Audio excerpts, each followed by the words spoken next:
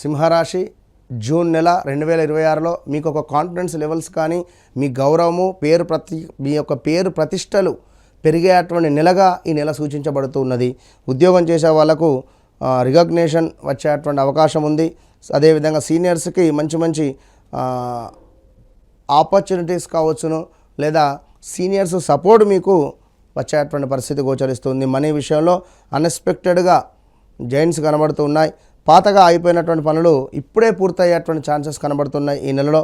అదేవిధంగా social status అనేటువంటిది పెరుగుతుంది. మీ మాటకు వాల్యూ కూడా ఎక్కువ అయ్యేటువంటి పరిస్థితి గోచరిస్తుంది. ప్రేమ విషయాల్లో ఈగో తగ్గిస్తే మాత్రం రిలేషన్షిప్ మరింత స్ట్రాంగ్ అయ్యేటువంటి పరిస్థితి గోచరిస్తుంది.